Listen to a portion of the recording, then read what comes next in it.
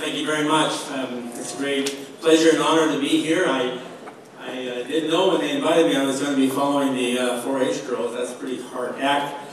They're a lot younger and a lot cuter and certainly a lot more talented than I. But it's the rising generation, and I applaud them for their efforts in being here. It's a great way to start the afternoon session. Reminds me of a story of age and youth. I heard one time an old lady was trundling along in her big Cadillac trying to find a place to park and at a big shopping mall, and just as she finally spotted one after many turns around looking for one, this young whippersnapper pulled up in his Porsche and slipped right in and jumped out of his Porsche, and he says, "That's what you can do when you're young and quick." And she kind of looked at him, and she put the car in gear, and she proceeded to bash his Porsche right into the wall. And he looked at her, he said, "Well, what did you do? How can you do that?" And she said, "Well, that's what you can do when you're old and rich." So it's all in the perception. Anyway, I'm bringing greetings from Big Sandy. We're not too far south of here, about 3 hours. And this is the farm where I was raised. My father before me and my grandfather before him. It's been in the family now for 3 generations. And one of my youngest daughter is back on the farm with her family. I'll tell you about in a second. We started out in 1920 with just a rented place that my grandfather came when the homesteaders were starting to go broke. And he ended up next to his in-laws with a 320 acres and a rented and a milk cow. And that's how he got started.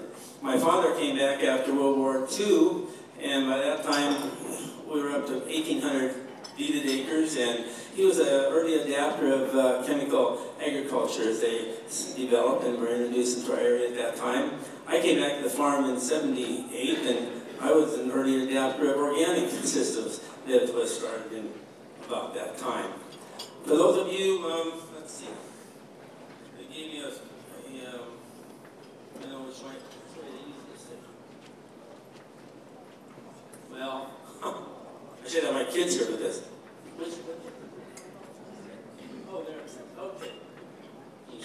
Okay, there's Havre. We're just south of Havre, just about south of between the Missouri River and the Bear Paw Mountains, right in that area. So that's where we live. Big Sandy is about the town of about 600 people. When I was growing up, it was 1,000, so like a lot of small towns, it keeps diminishing, although we were really excited last year. We had a couple of brothers who moved in, and they set up a business at the end of Main Street. And, you know, any new business is caused quite a stir. And one was a veterinarian, and the other was a taxidermist. And they put up a great big sign in front of their building, and it said, Big Sandy Veterinary Clinic and Taxidermy. And then in very small letters it said, "Either way, you get your dog back." So, anyway, we're located about 12 miles out of town, and we're at 3,000 feet elevation. Sandy loam is our soil. We get about 13 inches of rain a year, and our frost-free days used to be from May 15th to about September 15th, which put us in a USDA hardiness zone of about 3, which means you get 40 below at least once a year. We've had a long time since we've seen 40 below, so we're getting closer to 3. As I mentioned to you, well, now our farm is about 4,000 acres altogether. We have 600 acres of pasture, and the rest is cropland. And we are supporting, in all or in part, about 7 families, including an oil-borne enterprise I'll tell you about, some Dryland vegetables, orchards, snack food project we're starting. I've got a guy that helps do the taxes and try to keep all the numbers straight. 2 people are now running the farm, and I'm still there. So we've increased the population of Big Sandy by 3% in the last 5 years, and we're pretty excited about that. But when I first came back to the farm in '78, we were 2,400 acres at that time. It was a cow, we had a cow-calf operation on 1,200 acres of pasture, and we had 1,200 acres in crop. It was a one-family farm, really, and now we had 2 families on it. My father was about 10 years from retirement, and so we needed to figure out how we were going to support 2 families for at least until the point he retired. It wasn't really, one of our options was not to buy additional land at that time. So I kind of sifted around for additional enterprises. I'll first tell you about some of the ones that didn't go. I first started direct marketing to a flour mill in South San Francisco. And that went really well for 2 years. When I was still in college in California, I had a chance to meet this fellow that ran the flour mill, and he was very interested in high-protein wheat. And I said, well, we got that. And he came up, and they took a sample, and they bought our whole crop, and they paid us $1 over the market, which in those days was about 30% premium. We were pretty excited about that. And they came the next year, it was fine. And then they came the 3rd year, but they didn't buy it, and they never showed up after that. So that was the end of that. That didn't last very long, but it was a pretty interesting idea, I thought. I really enjoyed chemistry and doing laboratory work. I enjoyed outdoors better. But I thought one thing I might be able to do is start a soil testing lab. And I put it in our basement, and I ordered all these chemicals. We're going to do soil testing. And then it dawned on me, actually, that the time when the soil testers are the busiest, the time when I'm the busiest, getting ready to seed in the spring and in the fall. And so that really didn't go anywhere. We had a fire in 1979, burned up my soil lab, and that was the end of that. So that didn't go too well. My really big hope was in selling prairie dogs. You know what they say, and it's farming smarter fits right into this theme.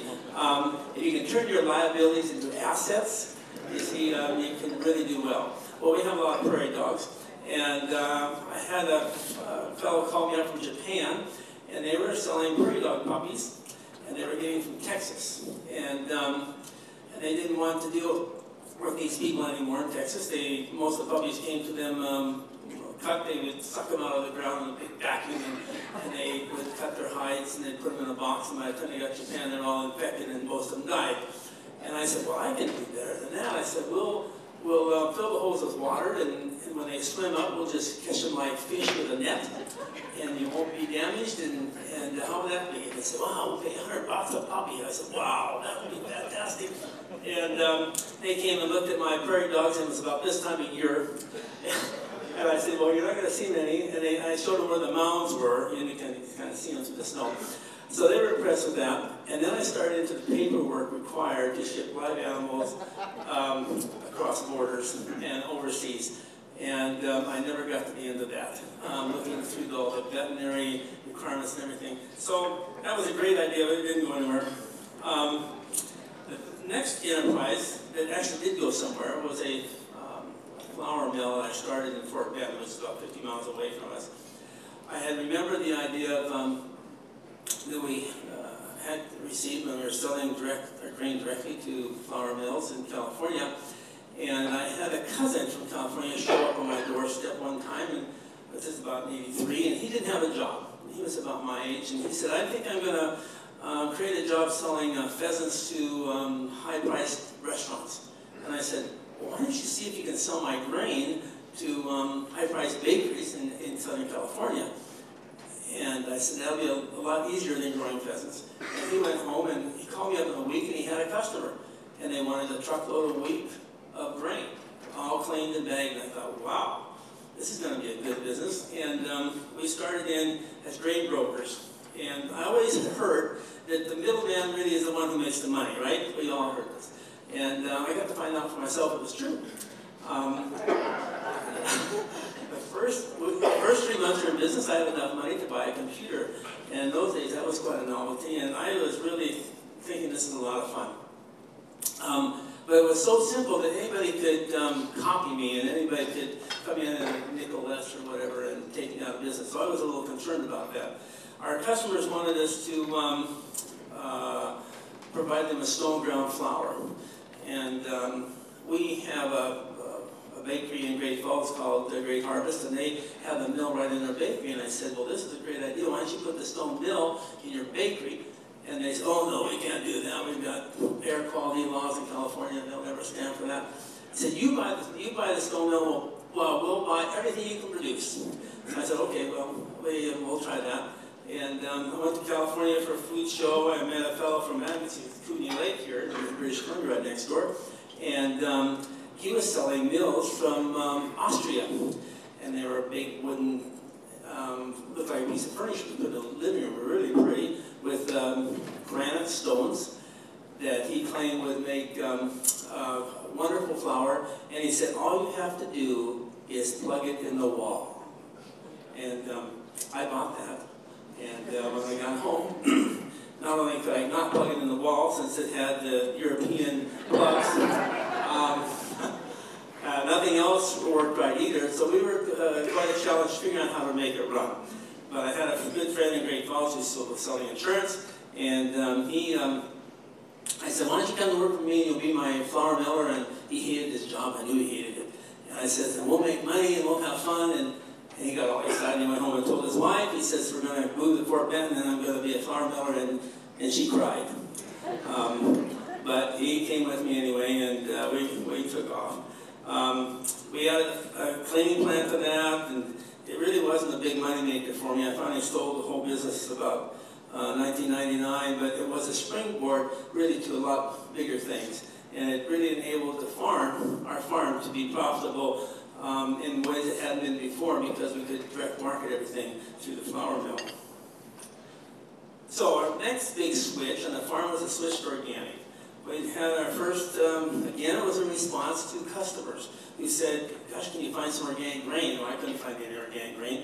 And I was intrigued when I finally did find some, and talking to the farmers and their experiences. So I thought I'd try some experience myself. My father allowed me to experiment on 20 acres. That was about 1%. So I could risk that. And the experiment actually turned out really great. We had 20 acres side by side, conventional and organic produced just as much. The protein was nearly the same, and the weeds were not a problem. And so I was really excited about that, and I wanted to convert the whole farm the next year. And he said, oh no, wait. So we took 2 years, which is also extreme, too fast to convert, and I have really enjoyed it, and we've done very well by it. I find it to be scientifically sound, emotionally fulfilling. It really gives me a lot of satisfaction. We've made a lot more money with it, and it's a lot more fun. So when we look at the question, however, of organic, a lot of people, especially in the conventional world, they say, well, can it work and can it make any money?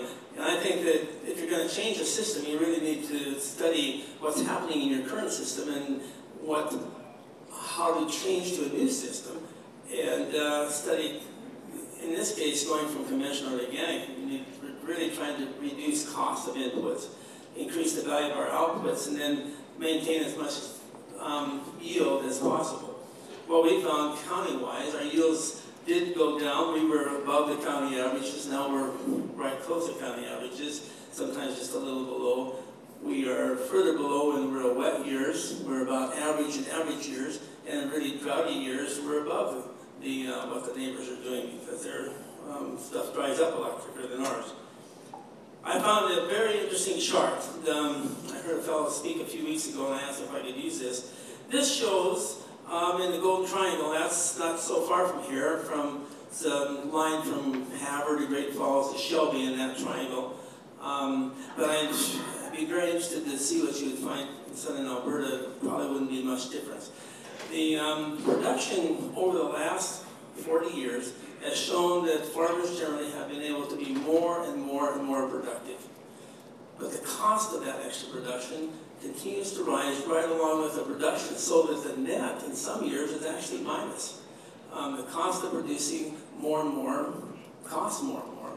And particularly in the drought years, you can see where the yellow line dips down. Those are the drought years. You really suffer a loss. And without the government programs we have, or at least have had in the past, the net income of the farmers in Montana would be zero. And a lot of times the only net they're making is the government programs, government subsidies. A friend of mine in Quebec put this slide together, and I thought it was quite informational. He is working with about 40 farmers there in Quebec, and he's comparing 4 different systems. Some of his farms are in conversion. They have all systems even on the same farm. So he has, it's all in very narrow regions, so they're very comparable.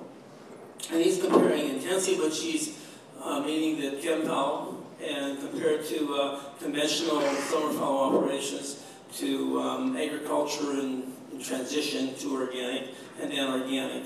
And what you see from those lines in the circles is the net amount that they're making per acre. And you see that the yields are less as you go to the left, as you go from the conventional, no-till to organic, but the net return keeps increasing until it's the greatest of the organic systems. So it's not so much the yields that everybody talks about that we should be focusing on. It's the net. It's what we put in the bank, what we take home. That's what's really important. So how does organic work? I have 2 basic principles that I think are really important to understand how organic works. One is diversity. So we use crop rotations to replace chemical weed and pest control. And we do that by mixing up fall and spring seeded crops, late and early seeded, shallow and deep rooted crops, heavy and light feeding crops, narrow and broadleaf crops. And these break up all these cycles. The second principle that's very important is soil building. We have to have a soil building program. We're using legumes and green manures to build our soils, and we are able then to replace chemical fertilizers. Another principle that is just about as important is flexibility. It has to replace the rigid routines. You have to respond to what's going on in your field, and you have to do it quite a bit ahead of what you get away with when you're applying chemicals, because you don't have the luxury of an immediate response. So timeliness of activities is really more important. There's more management needed. You got to watch your fields. You got to walk your fields and see what's going on. See if there's insects coming or weeds developing. We have a 9-year rotation that we developed over the years. I'll go through this really quick. It's just what works good for us. We start with a heritage winter wheat or spelt. That needs the most nitrogen. We go every other year. We are growing a soil building crop. So we go from there to the fall or spring seeded peas, a spring grain, of course on wheat, buckwheat, which is another pile down. Although it's not a legume, it does solubilize phosphate, so that's important for us. Then we go to high oleic safflower. We follow that with spring seeded peas, which use for green manure, and some seed. And then part barley, hulless barley we're growing for human consumption, feed barley for organic dairies, some emmer, and we underseed that with alfalfa. The next year we harvest alfalfa hay, which is our best weed control for really tough weeds, and then we plow down the alfalfa. And that gives us the most nitrogen, more than peas. It doesn't have to be that complex, however. If you want to start simple and start with just a few acres, you can do something as simple as winter wheat, peas, barley, underseed with sweet clover plow down, and then back to winter wheat. That could be a possibility. But if you're going to experiment, find what suits you. And if you have cows, that's even a greater advantage, especially if you could do some rotation between pastures and your cropping system. I always tell people, if they're going to look at this, to start slow. Don't do what I did. If you take 5 years to convert, you will not see a decrease in your income, because of the first year or two, you will not be able to sell the grains for your higher price. They won't be organically certified yet. But you will be reducing already the cost of the production. So if you go into it and 20% a year, that ripple, that the additional income that comes near the end when the organic grain is sold will balance out the bigger yields that you're getting and probably selling for lower prices and cost you more to produce it. I suggest starting with crops you already know. Don't start a new system and new crops all at the same time. Read up on certification so that you're ready to be certified your 3rd year into your rotation, into your transition. Go visit other people that have had success with organic farming in the neighborhood. Attend seminars and conferences. We're having one in Great Falls. The Montana Organics Association is meeting this weekend. I know there's an annual meeting in Alberta and good meetings in Saskatchewan and throughout Canada too that you can attend. Get some books. See what you can find on the internet. Attend some college classes. Some of the other things that we've been able to do because we're organic and tapping into specialty markets has added a lot of value to our farm. So one of the things that we've experimented with is growing organic high oleic safflower oil. Started in 2008, I started the idea of making biodiesel with camelina. It was a plant that we could grow earlier than canola. We could plant it, it would sprout at 40 degrees Fahrenheit in the soil. So it really got an early jump and it yielded well. But you couldn't use it straight for diesel substitutes. You had to make it into biodiesel. And after I studied the complexity of that process on farm, I finally gave up and sold the homemade diesel baking kit that I had bought and went to Plan B. Plan B was growing high oleic safflower oil. I first had been told that the monounsaturated oils could be put in your diesel engine directly without making biodiesel. And so I thought that would be a great simplification of the biodiesel idea. But soon after we started having it, crushing it and putting it on having it available on the farm, a fellow called out from Missoula looking for organic oil for his organic soap. And so I started selling it for about $1.50 a pound. And if you do the math real quick in your head, it's about not quite 8 pounds to a gallon. So that's about $12 a gallon. That's a little bit rich to put in your diesel engine, right? You can do a lot better than that with diesel. So I kind of gave up my diesel idea. I should tell you when I first got started, I don't have a picture of it anymore. I bought a press from China. And the salesman said that anybody could run this press. It was cheap, $2,000. The one I was looking at from Germany was like $15,000. So I took my friend's word and I said, okay, I'll try it out. And I drove to Portland, picked it up at the airport, and I got home and all the instructions were in Chinese. And even the pictures were in Chinese. I figured they were Chinese because they didn't look anything like what they had sent me, you see. So anyway, I got all my friends who were really crack mechanics all over the neighborhood, and we gathered together one Saturday afternoon, and after 6 hours, we had 1 gallon jar of oil that was almost as black as coffee and smelled just like coffee because it was burnt. And nobody could figure out how to get it to work properly. And so even though it was a very cheap oil press, it turned into a very expensive boat anchor, you see. So anyway, I went back to Germany and I bit the bullet and I spent $15,000 and I got an oil press. I'll show you what it looks like here, real quick. I hired my son-in-law. He had just finished an MBA. I said, I got a great idea. He'd been trained for those $90,000 a year middle management jobs that disappeared about 4 years ago. And so he couldn't find a job. And I said, just come work for me. Just give me 1 year. If you don't like it, you can go and look good in your resume, starting a new business and all that. In 3 months, he says, I think I'm having more fun than any of my classmates. So that was really fun, and it's great that he brought my daughter back and 3 kids, and so that's really fun too. We started then selling the oil to restaurants because they loved it, and we started selling it to the University of Montana. Now we're selling it to Montana State University. It's about 10 to 12,000 kids in each one of those, so it's like a little-sized town from Montana, and they love it. We charge them top price. Our oil is more expensive than anybody else's oil. But guess what? Because it's high oleic, it holds up longer. It's the best kind of oil for deep fat frying. It lasts so much longer than the cheap oil, it's actually cost them less. So sometimes just like with my presses, sometimes the the cheap variety really costs you more than if you pay a little bit more. The other surprise we had is we started collecting back our waste oil and cleaning it up. I dewater it, I filter it, centrifuge it, take out the big particles, filter it down to half a micron, and I put it in my tractor. We've been doubling our acres the last 4 years, starting from 200 to 500 to 1,000.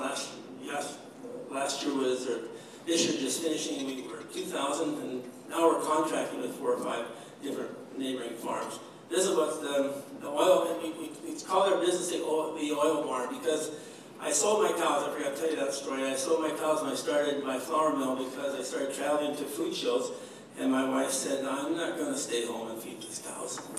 And I thought, okay, well, that's fair enough. And so I sold the cows, and I had this empty barn, so I renovated it, and now it's the oil barn. And put all these oil presses, and we started with 1, now we have 6, and we'll be ordering another one this winter. This is what the sapphire looks like. It's a thistle, you can't walk through it without shafts. It keeps the deer out, so that's good.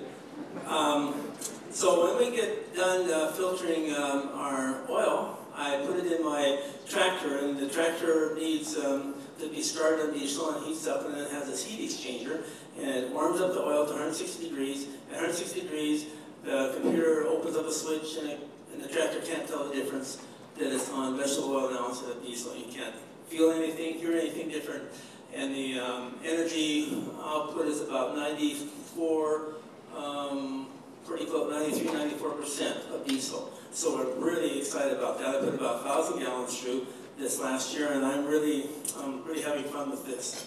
Because, you know, the big fight, especially in America now, the big debate about food versus fuel on our acres. Well, here's the deal where you can first use your acres for food and then use them for fuel. So everybody wins. And you get to sell the oil twice. That really improves the economic bottom line. Some of the other projects that I started into, they really haven't got a real positive bottom line yet. The Dryland vegetables and a small orchard and then some Indian corn projects.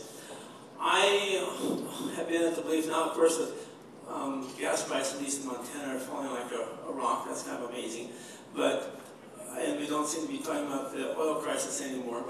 But I think the next big crisis we're going to have is the water crisis. And once we get into that, and California decides they want to dig a ditch from Montana, and they'll probably figure out how they can get into Alberta too, and get as much water as they can for their cities, we're going to wonder how we're going to feed our people with irrigation anymore. And I'm thinking now may be a good time to start experimenting with dryland vegetables. And so I've hired a friend now to see what we can do to raise them profitably. And we're having a lot of fun. I've experimented about 8 years with this now. I've had my best results with potatoes and Indian corn, but we're still working on profitability. I'm also starting a snack food company in Big Sandy to roast our giant wheat, our Kamut, that we are growing, and try to sell that for snacks. But this is what our potato patch looks like. It's still in the experimental stage. I have found that if we separate the plants and give them about 3 or 4 times more space than you would in irrigation, each plant will produce nearly the same amount as an irrigated plant does. You just have about 1/4 the total yield per acre. But as you know, in dryland, you've got a lot of acres and you don't have much expense. You don't have any water expense anyway. So all you have to do is keep the weeds out, and they do very, very well. Also been experimenting with dryland squash. Winter squash does very well for us. And I was very surprised that summer squash did well too. That's a little bit more tricky because as it's fresh product, you have to get that sold rather than my idea to start out with storage vegetables. This is a Northwest greening apple. In my orchard, I have 23 different varieties of apples. And I found a book that lists 200 different apples that are hardy to zone 3, which that at least would encompass the southern part of Alberta also. I also have 5 sour cherries, plums, pears, apricots, 6 grapes. My wife kept saying to me, what on earth are you buying all this stuff for? And who's going to take care of it? And how are you justifying spending all this money? And then I bought a peach tree. And and because the salesman said would grow in Montana. But by now you know what a sucker I am for salesmen. Anyway, I found this peach tree. It went through 2 winters, and the 3rd summer, which was a year ago, it bloomed, and it had 50 peaches. And I went out and I got a bale of straw, and I surrounded the peach tree with my bale of straw, and I waited till those peaches dropped off the tree onto that straw. And I took one into my wife, and it was heavenly. And she said to me, "Why did you only plant one?" So, anyway, we had a more normal winter last winter, and the poor peach tree died, and 33 below, it doesn't take that. But I couldn't bear to uproot it this summer. I kind of left it as a memorial for 1 year at least. But anyway, I don't think there's much future for peach trees for us. But, you know, we drink orange juice, at least in Montana. We're drinking orange juice almost every morning for breakfast. And there's not a single orange tree within 1,000 miles of Montana or Alberta here either. So why are we doing that? So I have a new idea about that. I think that if you take these apples, which make extremely sweet juice, very tasty, and you mix them with sour cherries, which is very, very sour, but very rich in antioxidants, and has a very nice tang when you mix them together. And these sour cherries, I mean, this is from Edmonton, so these things are really hardy, and they will really produce. The only trick is to keep the birds away. But, so we're experimenting with that, and we're having some fun with that too. I think the more we can grow and produce locally for local markets, the better off and more stable we can become. Here's a picture of our painted mountain Indian corn. We sell this stuff for $2.50 a pound. Maybe some of you guys that experiment with corn, I don't know what you're getting, but that's a pretty good return. And the people that buy it, they sell it by the kernel because it's going to seed companies. And I don't even know what that amounts to per pound. The Kamut project we started on our farm about first growing crop we had in was 1977.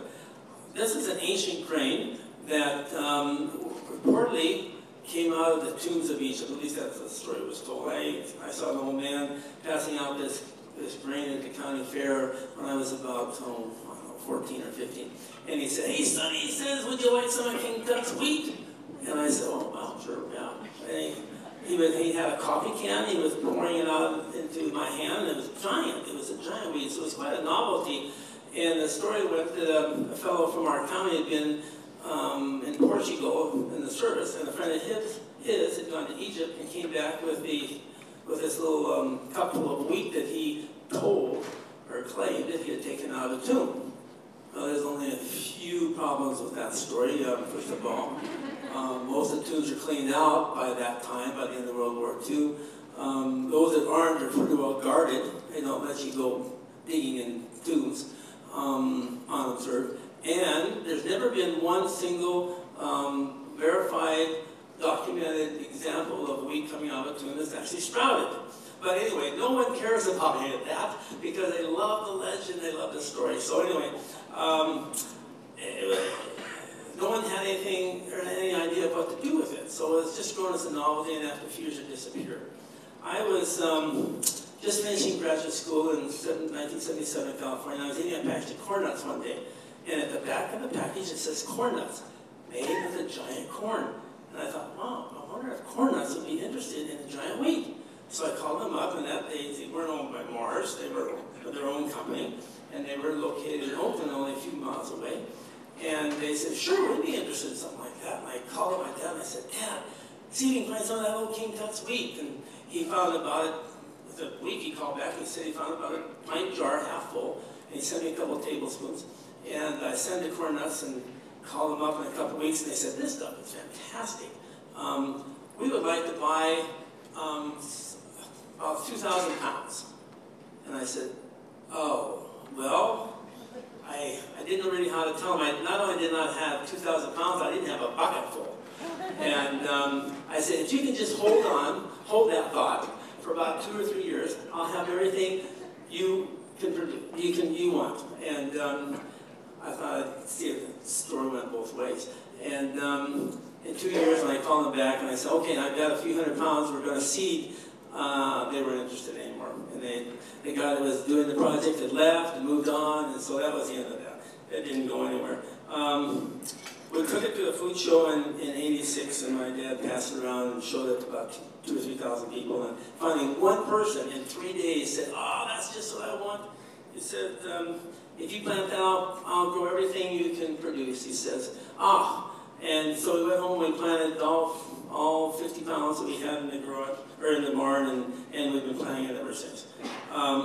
The first product we had made into was pasta, because we knew it was a very close relative to durum. And we gave some to a lady who had all kinds of environmental allergies. She couldn't eat wheat, but she did physiology tests, muscle testing, so she could tell if something would make her really sick or not. She tried it, and she called up the next day and she said, "What is this stuff?" She said, "When I eat it, it makes me feel better." I said, "Wow, well, we'll give you some more." And so we gave her some more. And she gave some to her sister, who also had trouble eating wheat and had lots of other allergies to a lot of different foods, or problems, sensitivities to them anyway. And after a few weeks, she got a report back from her sister saying that not only could she eat this ancient grain, but after she ate it for a couple of weeks, she was less allergic to other things that she'd been having problems with.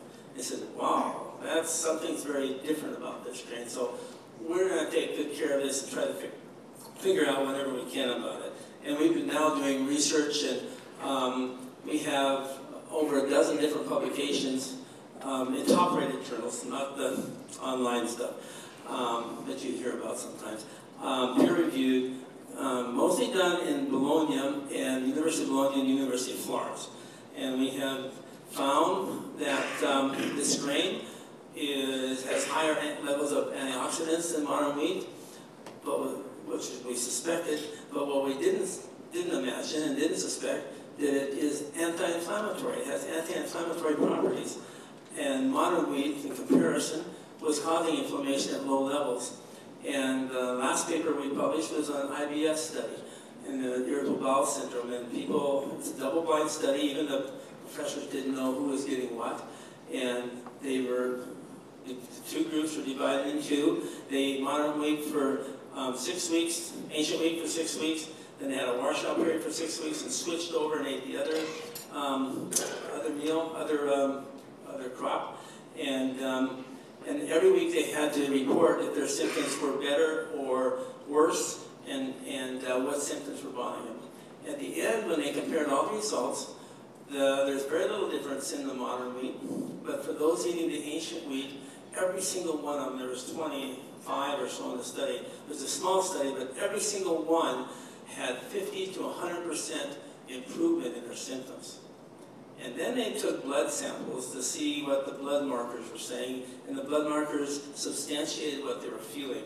That the markers for inflammation were down, and the markers for anti-inflammatory properties were up. And so we were able to collaborate what they were feeling. Now we have run another test that's just been finished and has been submitted for publication on heart disease. And heart disease, as you might well know, is connected to inflammation, and it's mostly treated with anti-inflammatories and high antioxidants. And what we found there, even though the researchers, after they took my money, told me they didn't think they would see anything because all these people were on such high levels of medication, statins and all kinds of other medications that heart patients would be on, because they all at least had one heart attack. One had 3. And I said, "My gosh, he's not going to die, is he?" But he didn't die, so I was glad about that.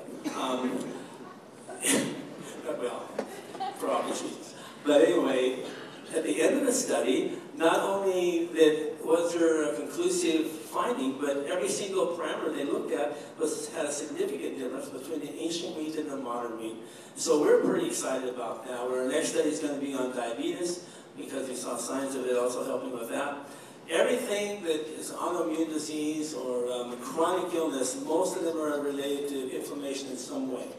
And it's a whole other lecture I haven't got time to visit today about, but we have changed our wheat in a significant way. And many people are sensitive to it now who weren't a couple of generations ago. So we're hoping that this can be kind of like a window on the answer to a big question.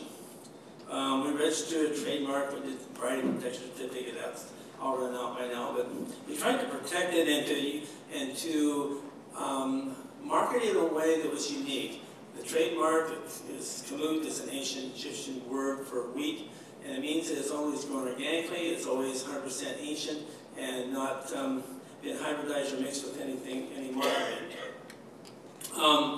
One thing I learned in marketing is don't tell your market what you think they should have. I saw this in America. The U.S. cattlemen decided that they were going to sell the hormones in their beef to Europe, even though the Europeans said they didn't want them. And the Americans said, well, this is the best beef in the world. Of course you're going to want this. Well, and finally they left the United States beef and they went to Argentina. And now they buy Argentine beef. We're ready to do the same thing with GMOs for Japan. Japan is our biggest market, and they say over and over, this is not what we want. And I had the same experience with Kamut when we first started. I said, this is the pasta grade, you can't do anything else with it. And then a lady brought me a nice big loaf of bread, and then someone else brought me some cereal that they had made out of it. And finally I said, you can do anything you want with this grade. And that's the truth, is that people who want to do things, they figure out what they want to do, and that's how it's successful. So anyway, the Kamut business has been really the driver now for our farm. It's the one that brings us enough extra income that we can do a lot of research and a lot of experimentations and try to revitalize our part of rural Montana. So just a couple things that I've learned along the way. If you want to go international with something, well, I hope you have a good lawyer, because international agreements are not usually, they're more than a handshake, unfortunately. And I've had the greatest success with having foreign partners. And why? Because I don't speak the language. I don't know the customs. I don't know the rules and regulations. And I have found that it's much easier to have your product pulled into a country than it is to push it in. So if you go as a guest, you'll have much better luck than if you're trying to force your way in. I'm going to skip through all this stuff because we're just about out of time. Right now, our biggest market is Italy. We didn't expect that. We didn't go there with a big marketing plan or anything. They just found the grain, they fell in love with it, they think it's something that they used to have when they were before World War II, and now it's gone, and now it's rediscovered. They take 65% of everything that we grow here in North America. Our biggest farmer center is Saskatchewan, and then Montana and Alberta bring up the rest a little bit. Let's go in North Dakota. We're looking at about 60,000 acres a year. 2,000 different products in the world are made out of this stuff. 1,800 are made in Italy. We had some challenges of running out. Don't ever let that happen. Let's see. Food shows are my biggest source of customers, and that's where I get a lot of ideas. We make new contacts there. We see what's coming and what's going, and who's staying and who's not. If you're into marketing, I really encourage you to look at food shows. A few tips for success: tell the truth. Exceed the expectations that people have in you. Treat your customers as if they're partners, because they are. Try to set yourself up into win-win situations. It's more sustainable, it's more fun. You'll find companies your size will be more fun and easier to work with, and personal relationships are everything. I tell people to start small, building your success, so that you keep your failures small. Don't risk all your assets, including your marriage, on anything new, and don't try to be a banker unless, of course, you are a banker. And in conclusion, it's easier to branch out, I think, from something. Don't give up your day job. That's what I'm trying to say. Branch out from something you already have stabilized and going.